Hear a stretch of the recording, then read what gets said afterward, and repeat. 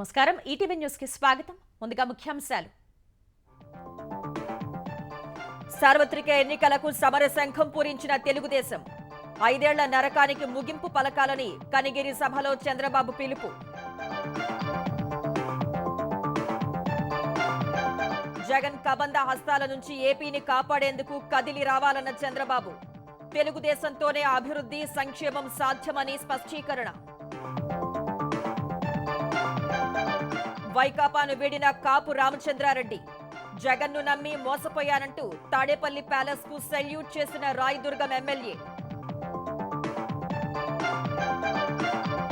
TSPSC ప్రక్షాళనపై Telangana సర్కార్ కసరత్తు UPSC విధానాలపై అధ్యయనం ఢిల్లీలో కమిషన్ చైర్మన్ తో రేవంత్ రెడ్డి సమాలోచనలు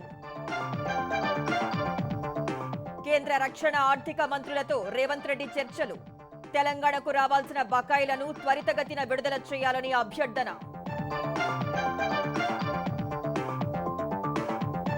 భారాస చేవెళ్ల సన్నాహక సమావేశంలో బయటపడిన వర్గపోరు మహేందర్ రెడ్డి రోహిత్ రెడ్డి మధ్య వాగ్వాదం సర్ది చెప్పిన హరీష్ రావు అరేబియా మహాసముద్రంలో హైజాక్ అయిన వాణిజ్య నౌక భారత నేవీ హెచ్చరికలతో పారిపోయిన పైరేట్లు 15 మంది భారతీయులు సురక్షితం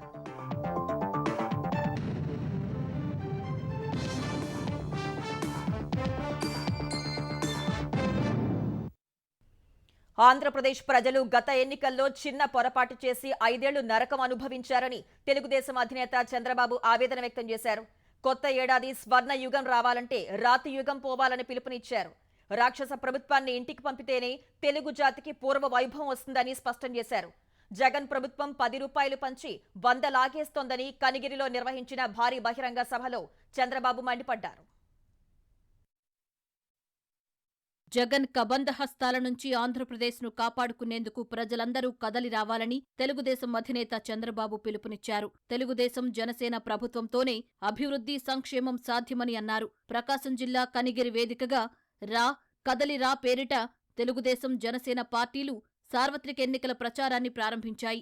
నాడు ఎన్టీఆర్ తెలుగుదేశం పిలుస్తోందిరా కదలిరా అని పిలుపునిస్తే అది ప్రభంజనమైందని, ఇప్పుడు రాష్ట్రాన్ని కాపాడుకునేందుకు ప్రజలందరూ కదలి రావాలని చంద్రబాబు పిలుపునిచ్చారు.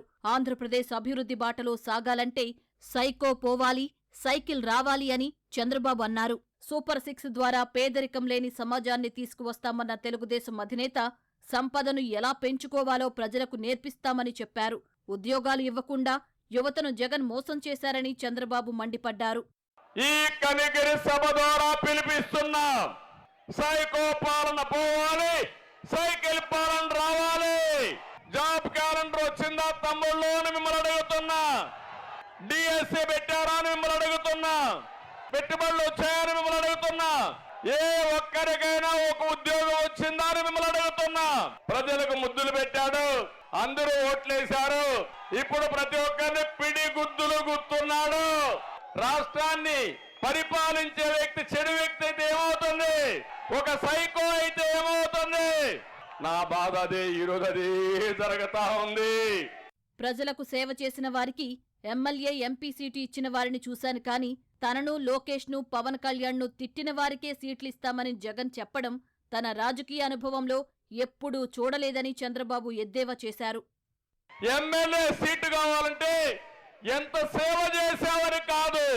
చంద్రబాబుని ఎన్నిసార్లు తిట్టావు, ఎన్నిసార్లు బండబూతులు తిట్టావు, లోకేష్ ఎంత తిట్టావు, పవన్ కళ్యాణ్ ఎంత తిట్టావు. దానిపైన సీట్లు ఇచ్చే పరిస్థితి వస్తే ఇంకా ఈ రాష్ట్రం ఏమవుతుందో మీరే ఆలోచించమని మిమ్మల్ని కోరుతున్నా. కొంతమంది ఎమ్మెల్యేలు అన్నారు, కొంతమంది ఎంపీలు అన్నారు, మాకు సంస్కారం ఉంది, నీకు సంస్కారం లేదు, మేము తిట్టాం, అవసరమైతే నువ్వు సీట్ ఎక్కిపోయినా పర్వాలేదని చెప్పారు. వాళ్ళు గట్టిగా అభినందిస్తున్నా. జగన్ కు ఓడిపోతామని పిరికితనం వచ్చిందని, అందుకే ప్రజా ప్రతినిధులను ట్రాన్స్ఫర్ చేస్తున్నారని చంద్రబాబు అన్నారు. ఎమ్మెల్యేలకు, ఎంపీలకు, మంత్రులకు కూడా బదిలీలు ఉంటాయని తనకు ఇంతవరకు తెలీదని చంద్రబాబు అన్నారు. 5 ఏళ్లు చేసిన పాపాలు ఆయన వెంటాడుతున్నాయి. ఇప్పుడు సర్వేల మీద సర్వేలు చేశాడు. ఓడిపోతామని పిరికితనం వచ్చింది. ఎమ్మెల్యేలు ట్రాన్స్ఫర్లు చేసేస్తున్నాడు, మంత్రుల్ని ట్రాన్స్ఫర్ చేస్తున్నాడు. నాకైతే అర్థం కాలే ఇవన్నీ చూసిన తర్వాత. నేను ఎప్పుడు ఊహించలా ఇవన్నీ ఎమ్మెల్యేలకు ట్రాన్స్ఫర్లు ఉంటాయని, ఎంపీలకు కూడా ట్రాన్స్ఫర్లు ఉంటాయని. మీ ఇంట్లో చెత్త ఎక్కడా చెత్త కుండీలు వేస్తారు, అవునా కాదా? అలాంటి చెత్తను వేరే ఇంట్లో వేస్తాడంట ఈ ముఖ్యమంత్రి. మీరు ఆమోదిస్తారా అని మిమ్మల్ని అడుగుతున్నా. 2029 నాటికి ఏపీ నంబర్ 1 కావాలని ప్రణాళిక రచించామన్న చంద్రబాబు అధికారం చేపట్టగానే తన అనుభవంతో అభివృద్ధిని పరుగులు తీయిస్తానని ఉద్ఘాటించారు. రాయదుర్గం ఎమ్మెల్యే కాపు రామచంద్రారెడ్డి అధికార వైకాపాకు గుడ్ బై చెప్పారు. తాడేపల్లి వచ్చిన తనకు టికెట్ ఇవ్వటం లేదని సజ్జల చెప్పారని కాపు రామచంద్రారెడ్డి తెలిపారు. కనీసం జగన్ను కలిసే అవకాశం కూడా ఇవ్వలేదని ఆగ్రహం వ్యక్తం చేశారు. జగన్ను నమ్ముకుని కాంగ్రెస్ నుంచి వస్తే తమ జీవితాలు సర్వనాశనమయ్యాయని ఆవేదన వ్యక్తం చేశారు. కళ్యాణదుర్గం నుంచి తాను, రాయదుర్గం నుంచి తన భార్య స్వతంత్ర అభ్యర్థులుగా పోటీ చేస్తామని స్పష్టం చేశారు. అనంతరం తాడేపల్లి ప్యాలెస్ కు బయట నుంచి సెల్యూట్ చేసిన కాపు అక్కడి నుంచి వెనుతిరిగారు. దయచేసి ఇంకా అవసరం లేదు, నాకు ఇంకొక గుడ్ బై చెప్తున్నాను, ఒక సెల్యూట్ కొడతా ఉన్నాను. చాలా ఏం సర్వేలు ఉన్నాయో దరిద్రం సర్వేలు మాకైతే తెలీదు. సజ్జల రామకృష్ణారెడ్డి గారు నీకు టికెట్ ఇవ్వట్లేదని చెప్పి మమ్మల్ని పంపించడం జరిగింది. ఎంత అడిగినా కూడా మాకు చెప్పుకోవడానికి అవకాశం కూడా ఇవ్వలేదు. సీఎం గారిని కలుస్తామని చెప్పినాము, ఆయన బిజీ అని చెప్పినారు. ఇంకా ఉదయం 10:30 నుంచి ఇంతసేపు ఉన్నాము. ఇంకా ఇంతకన్నా పెద్ద అవమానం మాకు అవసరం లేదు. కాబట్టి నమ్మినందుకు మా గొంతు కోయడం ఒకటే మిగిలింది. మా జీవితాలు సర్వనాశనం అయిపోయినాయి. ఇక్కడికి నేను, నా కొడుకు లేదా నా భార్య ఒక దగ్గర పోటీ చేస్తారు. నేను కళ్యాణదుర్గం నుంచి ఇండిపెండెంట్గా తప్పకుండా పోటీ చేస్తాను. ఏ అవకాశం వచ్చినా కూడా దాన్ని సద్వినియోగం చేసుకుంటాము. ఏ అవకాశం లేకపోయినా ఇండిపెండెంట్గా కానీ కూడా తప్పకుండా పోటీలో అయితే కళ్యాణదుర్గం, రాయదుర్గం 2 చోట్ల కూడా ఉండి తీరుతాం. ఆంధ్రప్రదేశ్లో జగన్ ప్రభుత్వం అమలు చేస్తున్న సమగ్ర భూ రక్షణ చట్టం రాజ్యాంగ స్ఫూర్తికి విరుద్ధమని జనసేన అధినేత పవన్ కళ్యాణ్ అన్నారు. సమగ్ర భూ రక్షణ చట్టంలో లోపాలపై విజయవాడ, గుంటూరు, మంగళగిరి బార్ అసోసియేషన్ ప్రతినిధులతో పవన్ చర్చించారు. ఆస్తులకు రక్షణ లేకుండా చేసే ఈ చట్టాన్ని రద్దు చేయాలని లాయర్లు పవన్ కు వివరించారు. సీఎం జగన్ విశాఖలో దోచుకున్న ఆస్తుల్ని న్యాయబద్ధం చేసుకునేందుకు ఈ చట్టం తీసుకొచ్చారన్న పవన్, రాజ్యాంగ విరుద్ధమైన ఈ చట్టం రద్దు కోసం న్యాయవాదులు చేస్తున్న పోరాటానికి మద్దతిస్తారని స్పష్టం చేశారు. ఒక సెంటు భూమి ఉన్న, అరసెంటు ఉన్న సొంతదారుడి నుంచి ఎంత పెద్దవాళ్ళైనా సరే మొత్తం భూ హక్కులు ఎవరైతే పరిపాలిస్తారో వాళ్ళ గుప్పిట్లో ఉంటాయి. అది వాళ్ళ ఇష్టాల మీద, వాళ్ళ ఫ్యాన్సీల మీద ఉంటుంది. జగన్ దీన్ని ఎలా అనుకూలంగా తీసుకుంటున్నాడంటే, ఆయనకి వైజాగ్లో వచ్చి దోచుకున్న ప్రాపర్టీస్ అన్నిటిని లెజిటిమేట్ చేసుకోవడానికి ఇది తెచ్చుకున్న చట్టంలా ఉంది. అది ప్రాథమిక హక్కుల్ని ఉల్లంఘించే చట్టం. ఇది నా శక్తి మేరకు ఈ చట్టాన్ని ఖచ్చితంగా దీన్ని అమలు కాకుండా చూసే బాధ్యత నేను తీసుకుంటాను. సగటు వ్యక్తికి ఎంత హాని చేయబోతుందో, ఎలాంటి హక్కులు కోల్పోబోతుందో దీన్ని మరింత బలంగా వివరించడానికి నేను కొంచెం పెద్ద మీటింగ్ చేస్తాను దీనికి. ఆంధ్రప్రదేశ్ రాజధాని అమరావతిలోని R5 జోన్ అంశంపై విచారణను సుప్రీంకోర్టు ఏప్రిల్కు వాయిదా వేసింది. R5 జోన్లో పేదలకు ఇళ్ల స్థలాల పంపిణీపై స్టే విధిస్తూ హైకోర్టు ఇచ్చిన ఉత్తర్వులపై ఏపీ సర్కార్ వేసిన పిటిషన్ ఇవాళ సుప్రీంకోర్టులో విచారణకు వచ్చింది. జస్టిస్ సంజీవ్ ఖన్నా, జస్టిస్ దీపాంకర్ దత్తా ధర్మాసనం వద్ద ఏపీ ప్రభుత్వ పిటిషన్ను ప్రస్తావించిన అభిషేక్ సింఘ్వి వెంటనే విచారణ చేపట్టాలని కోరారు. అయితే రాజధానికి సంబంధించి ప్రధాన పిటిషన్ ఇదే ధర్మాసనం ముందు పెండింగ్ ఉందని రైతుల తరపు న్యాయవాది ధర్మాసనానికి వివరించారు. ఈ దశలో పేదలకు ఇళ్ల నిర్మాణం కోసం ప్రభుత్వం చేస్తున్న ప్రయత్నాలను అడ్డుకుంటున్నారని సింఘ్వి కోర్టు దృష్టికి తెచ్చారు. ఈ దశలో జోక్యం చేసుకున్న జస్టిస్ సంజీవ్ ఖన్నా ఏం జరుగుతుందో అన్నీ తమకు తెలుసని వ్యాఖ్యానించారు. ప్రభుత్వ పిటిషన్పై విచారణను ఏప్రిల్లోనే చేపడతామని స్పష్టం చేశారు. భారతీ సిమెంట్స్ కు సుప్రీంకోర్టులో గట్టి ఎదురుదెబ్బ తగిలింది. జగన్ అక్రమాస్తుల కేసులో భారతీ సిమెంట్స్ ఎఫ్డీలపై తెలంగాణ హైకోర్టు ఇచ్చిన తీర్పును సుప్రీంకోర్టు తప్పుపట్టింది. భారతీ సిమెంట్స్ కు చెందిన 150 కోట్ల ఎఫ్డీల మొత్తాన్ని విడుదల చేయాలని గతంలో తెలంగాణ హైకోర్టు ఈడీని ఆదేశించింది. బ్యాంకు గ్యారంటీలు తీసుకుని ఎఫ్డీలను విడుదల చేయాలని నిర్దేశించింది. ఈ తీర్పును ఈడీ సుప్రీంకోర్టులో సవాల్ చేసింది. ఈడీ పిటిషన్పై విచారణ జరిపిన సుప్రీంకోర్టు తీర్పును పునః పరిశీలించాలని హైకోర్టుకు సూచించింది. ఎఫ్డీలపై వచ్చిన వడ్డీనైనా విడుదల చేయాలంటూ భారతీ సిమెంట్స్ వేసిన అదనపు పిటిషన్ను సుప్రీంకోర్టు తోసిపుచ్చింది. ఎఫ్డీలు విడుదల చేయాలన్న తీర్పునే పునః పరిశీలించమని కోరినప్పుడు జప్తు చేసిన వాటికి వడ్డీ ఎలా వస్తుందని జస్టిస్ అభయ్ ఎస్ ఓఖా ధర్మాసనం ప్రశ్నించింది. ఈ వ్యవహారంలో దాఖలైన పిటిషన్లపై విచారణ ముగిసినట్లు తెలిపింది. అభ్యంతరాలు ఏమైనా ఉంటే హైకోర్టులోనే తేల్చుకోవాలని స్పష్టం చేసింది. అర్హత ఉన్న ప్రభుత్వ పథకాల లబ్ధి పొందని వారిని గుర్తించి ప్రత్యేకంగా సాయం చేస్తున్నట్లు ముఖ్యమంత్రి జగన్మోహన్ రెడ్డి తెలిపారు. ఏదైనా కారణంతో గత 6 నెలల్లో వివిధ పథకాలు పొందని వారికి ఇవాళ నిధులు విడుదల చేసినట్లు చెప్పారు. మొత్తం 68,990 మంది అర్హుల ఖాతాల్లో 97,76,00,000 జమ చేసినట్లు వెల్లడించారు. ఇందులో అమ్మ ఒడి, జగనన్న చేదోడు, ఈబీసీ నేస్తం, వైఎస్ఆర్ వాహనమిత్ర, మత్స్యకార భరోసా, కళ్యాణమస్తు, షాదీ తోఫా, వైఎస్ఆర్ కాపు నేస్తం, నేతన్న నేస్తం పథకాల లబ్ధిదారులు ఉన్నట్టు తెలిపారు. కొత్తగా 1,17,161 మందికి పింఛన్లు మంజూరు చేస్తున్నట్లు జగన్ వెల్లడించారు. 1,11,321 మందికి కొత్తగా బియ్యం కార్డుల్ని మంజూరు చేస్తున్నామని, 6,314 మందికి ఆరోగ్యశ్రీ కార్డులు, 34,623 మందికి కొత్తగా ఇళ్ల స్థలాలు మంజూరు చేస్తున్నట్టు తెలిపారు. పోటీ పరీక్షల ప్రశ్నాపత్రాల లీకేజీలు, పరీక్షల వాయిదాలు సహా తెలంగాణ పబ్లిక్ సర్వీస్ కమిషన్ వరుస వివాదాల్లో కూరుకుపోయిన వేళ తెలంగాణ సర్కార్ ప్రక్షాళన దిశలో చర్యలు ముమ్మరం చేసింది. సమగ్ర ప్రక్షాళన తర్వాతే ఉద్యోగాల భర్తీ చేపడతామన్న సర్కార్ గతంలో జరిగిన తప్పులు పునరావృతం కాకుండా వివాదరహితంగా పరీక్షలు నిర్వహించేందుకు యూపీఎస్సీ సహా కేరళ లాంటి ఇతర పబ్లిక్ సర్వీస్ కమిషన్ల పనితీరుపై అధ్యయనం చేపట్టింది. ఈ మేరకు యూనియన్ పబ్లిక్ సర్వీస్ కమిషన్ విధానాలపై అధ్యయనం చేసేందుకు రేవంత్ రెడ్డి ఇవాళ యూపీఎస్సీ చైర్మన్ మనోజ్ సోనీతో సమావేశమై చర్చించారు. తెలంగాణలో నియామక ప్రక్రియలో నూతన విధానాలు, పద్ధతులు పాటించాలని భావిస్తున్నట్టు ముఖ్యమంత్రి తెలుపగా, యూపీఎస్సీ చైర్మన్, సభ్యుల నియామకంలో రాజకీయ ప్రమేయం ఉండదని, సమర్థత ఆధారంగా ఎంపిక ఉంటుందని మనోజ్ సోనీ తెలిపారు. ఇదే విధంగా టీఎస్పీఎస్సీ ఎంపిక ప్రక్రియ ఉండాలన్న ఆయన కొత్త చైర్మన్, సభ్యులకు శిక్షణ ఇచ్చేందుకు సిద్ధమని సోనీ చెప్పారు. సచివాలయ సిబ్బందికి అవగాహన తరగతులు నిర్వహిస్తామని మనోజ్ సోనీ రేవంత్ హామీ ఇచ్చారు. తెలంగాణకు రావాల్సిన బకాయిలను వేగంగా విడుదల చేయాలని కేంద్ర మంత్రులకు ముఖ్యమంత్రి రేవంత్ రెడ్డి విజ్ఞప్తి చేశారు. తొలుత కేంద్ర ఆర్థిక శాఖ మంత్రి నిర్మలా సీతారామన్తో సమావేశమైన సీఎం 15వ ఆర్థిక సంఘం నుంచి తెలంగాణకు రావాల్సిన 2,233 కోట్లు త్వరగా విడుదల చేయాలని కోరారు. హైదరాబాద్ నగర అభివృద్ధికి ప్రత్యేకంగా నిధులు కేటాయించాలని విజ్ఞప్తి చేశారు.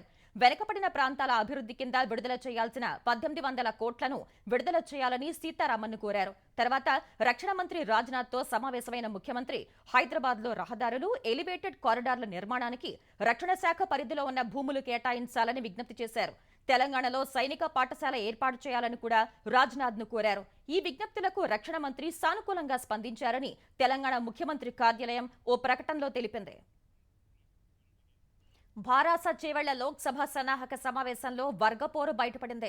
ఎమ్మెల్సీ మహేందర్ రెడ్డి, మాజీ ఎమ్మెల్యే రోహిత్ రెడ్డి, వారి అనుచరుల మధ్య వాగ్వాదం చోటు చేసుకుంది. ఈ సమావేశంలో నేతల ప్రసంగాలు కొనసాగుతున్న సమయంలో ఎమ్మెల్సీ మహేందర్ రెడ్డి మాట్లాడేందుకు సిద్ధమవగా అభ్యంతరం చెప్పిన రోహిత్ రెడ్డి వర్గీయులు ఆయనకు వ్యతిరేకంగా నినాదాలు చేశారు. వెంటనే మహేందర్ రెడ్డి వర్గీయులు పోటీ నినాదాలు చేశారు.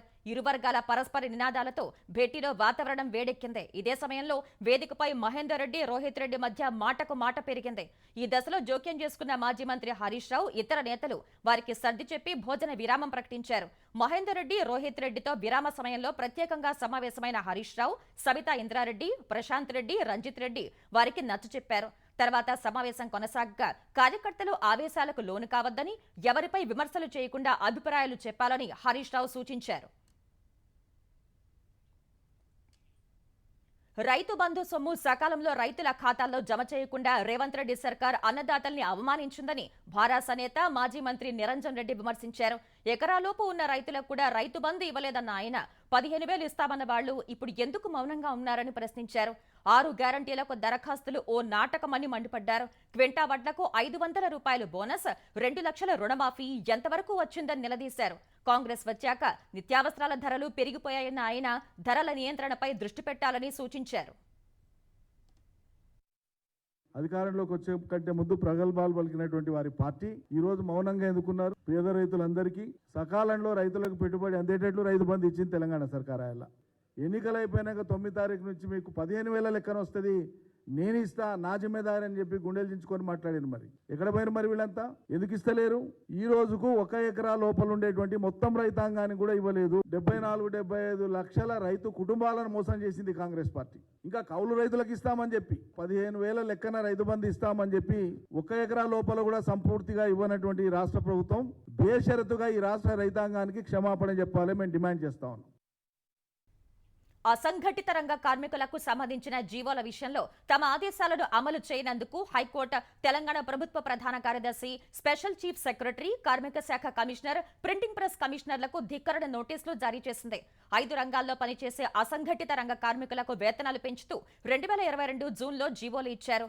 ఏడాదిన్నర దాటినా ఆ జీవోలను గెజెట్లో ప్రచురించలేదని న్యాయవాది చిక్కుడు ప్రభాకర్ హైకోర్టులో పిటిషన్ వేశారు. 2023 అక్టోబర్ 10న పిటిషన్ విచారణకు స్వీకరించిన కోర్టు 6 వారాల్లో జీవోలను ప్రచురించాలని ఆదేశించింది. ఈ మేరకు జీవోలను గెజెట్లో ప్రచురించనందున పిటిషనర్ మరోసారి కోర్టుకు వెళ్లారు. ఈ కారణంగా దాదాపు 47 లక్షల మంది అసంఘటిత రంగ కార్మికులకు పెరిగిన వేతనాలు అమలు కావటం లేదని తెలిపారు. ఈ వాదనతో ధిక్కరణ నోటీసులు జారీ చేసిన హైకోర్టు తదుపరి విచారణను 4 వారాలకు వాయిదా వేసింది. హైదరాబాద్ శివారు రాజేంద్ర నగర్లో హైకోర్టు భవన నిర్మాణం దిశలో ముందడుగు పడింది. హైకోర్టు భవన నిర్మాణం కోసం 100 ఎకరాల భూమిని న్యాయశాఖకు బదిలీ చేయాలని తెలంగాణ ప్రభుత్వం వ్యవసాయ శాఖకు లేఖ రాసింది. బుద్వేల్లో వ్యవసాయ ఉద్యాన విశ్వవిద్యాలయం కోసం 1966లో ప్రభుత్వం 2500 ఎకరాలు కేటాయించింది. అందులో నుంచి 100 ఎకరాల భూమిని హైకోర్టు భవనానికి కేటాయించాలని ప్రభుత్వం ఇప్పుడు ఆదేశించింది. ఈ భూమిని రిజిస్ట్రేషన్ చేయడానికి వ్యవసాయ ఉద్యాన విశ్వవిద్యాలయాల రిజిస్ట్రార్లకు ప్రభుత్వం అనుమతి ఇచ్చింది. ఆంధ్రప్రదేశ్లో సమస్యల పరిష్కారం కోరుతూ పారిశుధ్య కార్మికులు చేస్తున్న సమ్మె ఉధృత రూపం దాల్చింది. వినూత్న నిరసనలతో కార్మికులు కదం తొక్కుతున్నారు. ప్రకాశం జిల్లా కనిగిరిలో మున్సిపల్ కార్మికులు అవుట్ సోర్సింగ్ సిబ్బంది అర్ధనగ్న ప్రదర్శన నిర్వహించారు. అనంతపురం జిల్లా రాయదుర్గంలో భిక్షాటన చేస్తూ నిరసన తెలిపారు. అనంతపురం నగరపాలక సంస్థ కార్యాలయం ఎదుట శిరోముండనం చేయించుకుని నిరసన తెలిపారు. పుట్టపర్తిలో రోడ్డుపై బైఠాయించి పొర్లు దండాలు పెడుతూ నిరసన తెలిపారు. నెల్లూరు ఇరుకళల పరమేశ్వరి ఆలయంలో కార్మికులు పొర్లు దండాలు పెట్టి జగన్ మనసు మార్చాలని నినాదాలు చేశారు. కడపలో ప్రైవేట్ వ్యక్తులతో చెత్త తరలించేందుకు అధికారులు యత్నించగా కార్మికులు అడ్డుకున్నారు. అడ్డుకున్న కార్మికుల్ని పోలీసులు బలవంతంగా పోలీస్ స్టేషన్ కు తరలించారు. కడప నగరపాలక కార్యాలయం ఎదుట మున్సిపల్ కార్మికులు శిరోముండనం చేయించుకుని నిరసన తెలిపారు. ఒంగోలు పురపాలక కార్యాలయం ఎదుట కార్మికులు వంట వార్పు చేపట్టారు. కర్నూలు జిల్లా ఎమ్మిగనూరులో మున్సిపల్ కార్మికులు ఉరివేసుకున్నట్లు చేస్తూ నిరసన వ్యక్తం చేశారు. ఆంధ్రప్రదేశ్లో అంగన్వాడీల సమ్మె 25వ రోజు ఉధృతంగా సాగుతోంది. విజయనగరం జిల్లా బొబ్బిలిలో అంగన్వాడీ ఆందోళనలకు మాజీ మంత్రి సుజయ్ కృష్ణ రంగారావు సంఘీభావం తెలిపారు. కోనసీమ జిల్లా ముమ్మిడివరంలో 25 ఆకారంలో కూర్చుని అంగన్వాడీ సిబ్బంది నిరసన వ్యక్తం చేశారు. కనీస వేతనం అమలు కోరుతూ కాకినాడ జిల్లా తునిలో అంగన్వాడీలు సోది చెబుతూ నిరసన తెలిపారు. పుట్టపర్తిలో ఆర్డీఓ కార్యాలయం ఎదుట ఆందోళన చేసిన అంగన్వాడీలు సమస్యలు పరిష్కరించాలని గంగిరెద్దుకు వినతిపత్రం అందించారు. ఒంగోలు కలెక్టర్ కార్యాలయం ఎదుట ధర్నా చేశారు. అనంతపురం జిల్లా ఉరవకొండలో అంగన్వాడీలు చేస్తున్న నిరవధిక సమ్మె 25వ రోజుకు చేరింది. కళ్యాణదుర్గం తహసీల్దార్ కార్యాలయం ముందు అంగన్వాడీలు కోలాటం చేస్తూ నిరసన తెలిపారు. సమగ్ర శిక్ష కాంట్రాక్ట్ అవుట్ సోర్సింగ్ ఉద్యోగులు చేపట్టిన విజయవాడలోని సమగ్ర శిక్ష రాష్ట్ర ప్రాజెక్ట్ డైరెక్టర్ కార్యాలయం ముట్టడి ఉద్రిక్తంగా మారింది. ఏపీ నలుమూలల నుంచి తరలివచ్చిన సమగ్ర శిక్ష కాంట్రాక్ట్ అవుట్ సోర్సింగ్ ఉద్యోగులు పటమటలోని ఎస్ఎస్ఏ కార్యాలయం వద్ద ఆందోళన చేసేందుకు సిద్ధమయ్యారు. అయితే పోలీసులు వారిని అడ్డుకుని కొందరిని పోలీస్ స్టేషన్లకు తరలించారు. మరికొందరిని ఆటోనగర్లోని ఆటోమొబైల్ టెక్నీషియన్స్ అసోసియేషన్ హాల్ కు తరలించారు. ఈ చర్యపై ఆగ్రహించిన సమగ్ర శిక్ష సిబ్బంది న్యాయమైన తమ డిమాండ్ల సాధన కోసమే తాము ఆందోళన చేస్తున్నామన్నారు. ప్రభుత్వం తమ సమస్యలపై ఉద్యోగ సంఘ ప్రతినిధులతో చర్చించి పరిష్కారానికి చర్యలు చేపట్టనందునే సమ్మెకు వెళ్లాల్సి వచ్చిందని వారు ఆవేదన వ్యక్తం చేశారు. కేజీబీవీల్లోని మహిళా ఉద్యోగుల్ని భయభ్రాంతులకు గురి చేయటం సహా బలవంతంగా విధుల నుంచి తొలగించడం చట్ట వ్యతిరేకమని వివరించారు. ఇప్పటికైనా బెదిరింపులు ఆపి ఉద్యోగుల్ని తొలగిస్తూ ఇచ్చిన ఉత్తర్వులు రద్దు చేయాలని డిమాండ్ చేశారు. సమగ్ర శిక్షలో పనిచేసే అన్ని విభాగాల ఉద్యోగుల్ని విద్యాశాఖలో విలీనం చేసి వారి సేవల్ని క్రమబద్ధీకరించాలన్నారు. అటు సమగ్ర శిక్ష సిబ్బందితో మధ్యాహ్నం అధికారులు జరిపిన చర్చలు ఫలించలేదు. అరేబియా సముద్రంలో ఓ వాణిజ్య నౌక హైజాక్ కు గురవడం కలకలం రేపింది. ఎన్వి లీలా నార్ఫోక్ నౌక గురువారం హైజాక్ కు గురైనట్లు బ్రిటిష్ మిలిటరీకి చెందిన UK maritime trade operations UK MTO గుర్తించింది. ఈ సమాచారాన్ని భారత నౌకాదళానికి తెలియజేసింది. వెంటనే స్పందించిన భారత నేవీ సముద్ర తీర గస్తీ కోసం కేటాయించిన ఐఎన్ఎస్ చెన్నై సహా ఓ ఎయిర్ క్రాఫ్ట్ ను పంపింది. మధ్యాహ్నం 3:30 వేళ హైజాక్ అయిన నౌకను గుర్తించిన నౌకాదళం అందులో ఉన్న భారతీయులు క్షేమంగా ఓ స్ట్రాంగ్ రూమ్ లో ఉన్నట్టు తెలుసుకున్నారు. మరోవైపు హైజాక్ అయిన నౌకను చుట్టుముట్టిన నేవీ కమాండోలు పైరేటర్లకు హెచ్చరికలు పంపారు. ఈ హెచ్చరికలతో సముద్రపు దొంగలు పారిపోయారు. నౌకలో సిబ్బందితో సహా 21 మంది ఉన్నారు. అందులో 15 మంది భారతీయులు సురక్షితంగా ఉన్నట్లు మెరైన్ కమాండోలు ప్రకటించారు. ఇజ్రాయెల్ హమాస్ యుద్ధం వేళ ఎర్ర సముద్రంలో నౌకల్ని లక్ష్యం చేసుకుని దాడులు జరుగుతున్నాయి. కొన్నాళ్ల క్రితం భారత్ వస్తున్న ఓ వాణిజ్య నౌకపై గుజరాత్ తీరంలో డ్రోన్ దాడి జరిగింది. వెంటనే భారత నౌకాదళం ICGS విక్రమ్ ను రంగంలోకి దించి సహాయ చర్యలు చేపట్టింది. ఆ ప్రమాదం నుంచి నౌకలోని 20 మంది భారతీయులు సహా సిబ్బందిని రక్షించింది. పశ్చిమ బంగాల్లో ఎన్ఫోర్స్మెంట్ డైరెక్టరేట్ ఈడీ అధికారులపై దాడి జరిగింది. రేషన్ కుంభకోణంలో ఆరోపణలు ఎదుర్కొంటున్న అధికార తృణమూల్ నాయకుడు షేక్ షాజహాన్ నివాసంలో సోదాలు చేసేందుకు వెళ్లిన అధికారులపై ఆయన మద్దతుదారులు దాడికి తెగబడ్డారు. ఈ దాడిలో 2 అధికారులు గాయపడగా వారి వాహనం కూడా ధ్వంసమైంది. కోట్లాది రూపాయల రేషన్ కుంభకోణంలో అరెస్టైన మంత్రి జ్యోతిప్రియో మల్లిక్ కు షాజహాన్ అత్యంత సన్నిహితుడిగా గుర్తింపు పొందారు. సోదాలు చేసేందుకు సందేశ్ ఖాళీ ప్రాంతంలోని షాజహాన్ నివాసానికి వెళ్లగా ఆయన గేట్ తాళం తీయలేదు. ఈ పరిస్థితిలో ఈడీ అధికారులు గేట్ తాళం పగలగొట్టేందుకు ప్రయత్నించగా షాజహాన్ మద్దతుదారులు వారిపై దాడికి పాల్పడ్డారు. అధికారులు తమ వాహనాన్ని అక్కడే వదిలేసి ఆటో రిక్షా, ద్విచక్ర వాహనాలపై బయటపడ్డారు. తృణమూల్ శ్రేణుల దాడిలో తీవ్రంగా గాయపడిన 2 అధికారుల్ని ఆసుపత్రికి తరలించారు. అదానీ గ్రూప్ అధినేత గౌతమ్ అదానీ తిరిగి ఆసియా కుబేరునిగా అవతరించారు. America short seller Hindenburg research ఆరోపణలపై సిట్ దర్యాప్తు అవసరం లేదని సుప్రీంకోర్టు తీర్పు ఇచ్చిన కొన్ని రోజుల్లోనే ఆయన సంపద అమాంతం పెరిగింది. బ్లూంబర్గ్ బిలియనియర్స్ ఇండెక్స్ ప్రకారం గౌతమ్ అదానీ సంపద ఒక్కరోజే $7.7 బిలియన్ పెరిగి $97.6 బిలియన్ చేరింది. ఈ మేరకు సంపదలో రిలయన్స్ ఇండస్ట్రీస్ అధినేత ముఖేష్ అంబానీని దాటేసిన అదానీ ప్రపంచ సంపన్నుల జాబితాలో 12వ స్థానానికి ఎగబాకారు. $97 బిలియన్ సంపదతో ముఖేష్ అంబానీ 13వ స్థానంలో కొనసాగుతున్నారు. FIIలు మరోసారి కొనుగోళ్లకు దిగడం సహా ఐటీ, టెక్నాలజీ, మూలధన వస్తువుల రంగాల వాటాలు కొనేందుకు మదుపరులు మొగ్గు చూపిన వేళ దేశీయ స్టాక్ మార్కెట్లు వరుసగా 2వ సెషన్లో లాభాలు నమోదు చేశాయి. గత సెషన్లో 491 పాయింట్లు పెరిగిన సెన్సెక్స్ ఇవాళ మరో 178 పాయింట్లు ఎగబాకింది. ఉదయం 72,017 పాయింట్ల వద్ద BSE సూచీ ప్రారంభమైంది. మొదట్లో కొనుగోళ్ల మద్దతుతో 72,156 పాయింట్ల గరిష్ట స్థాయికి చేరింది. ఈ దశలో మదుపరులు లాభాల స్వీకరణకు మొగ్గు చూపగా 71,780 పాయింట్ల కనిష్ట స్థాయికి పడింది. చివరి గంటలో మరోసారి కొనుగోళ్లు మద్దతుతో సూచీ 72,026 పాయింట్ల వద్ద స్థిరపడింది. జాతీయ స్టాక్ ఎక్స్చేంజ్ సూచీ నిఫ్టీ 52 పాయింట్లు పెరిగి 21,711 వద్ద ముగిసింది. ప్రపంచంలో అత్యంత ఖరీదైన చేపగా పేరున్న బ్లూఫిన్ ట్యూనా రకానికి చెందిన చేపకు జపాన్లో 6.5 కోట్ల ధర పలికింది. జపాన్ రాజధాని టోక్యోలో జరిగిన వార్షిక వేలంలో బ్లూఫిన్ ట్యూనా చేప 114.24 మిలియన్ యెన్ల ధర పలికింది. ఇది 7,88,471 అమెరికా డాలర్లకు సమానం కాగా భారత కరెన్సీలో 6.5 కోట్లకు పైనే ఉంటుంది. గత ఏడాదితో పోలిస్తే ఈసారి వేలంలో బ్లూఫిన్ ట్యూనా చేప ధర 3 రెట్లు పెరిగినట్లు నిర్వాహకులు తెలిపారు. ఈ బ్లూఫిన్ ట్యూనా చేప బరువు 238 కిలోలు కాగా అమోరి ప్రిఫెక్చర్లోని ఓమా అనే ప్రాంతంలో ఈ చేపను పట్టుకున్నట్టు తెలిపారు. టోక్యోలోని సుషి రెస్టారెంట్ ఎగ్జిక్యూటివ్ చెఫ్ అకిఫుమి సకాగామి ఆ చేపను కొనుగోలు చేశారు. క్రికెట్ ప్రేమికులు ఆసక్తిగా ఎదురు చూస్తున్న T20 ప్రపంచ కప్ 2024 షెడ్యూల్ వచ్చేసింది. ఈ టోర్నీ జూన్ 1 నుంచి జూన్ 29 వరకు జరగనుంది. జూన్ 1న జరిగే తొలి మ్యాచ్లో ఆతిథ్య అమెరికాతో కెనడా తలపడనుంది. ఈ టోర్నీలో మొత్తం 20 జట్లు 4 గ్రూపుల్లో పోటీ పడనున్నాయి. ప్రతి గ్రూప్లో తొలి 2 స్థానాలు నిలిచిన జట్లు నాకౌట్కు చేరుకుంటాయి. ఈ మెగా టోర్నీలో గ్రూప్ ఏలో భారత్, పాకిస్తాన్, ఐర్లాండ్, అమెరికా, కెనడాలు ఉన్నాయి. క్రికెట్ అభిమానులు ఉత్కంఠగా ఎదురుచూసే దాయాదుల సమరం జూన్ 9న న్యూయార్క్ లో జరగనుంది. గ్రూప్ దశలో భారత్ జూన్ 5న ఐర్లాండ్తో, 12న అమెరికాతో, 15న కెనడాతో తలపడనుంది.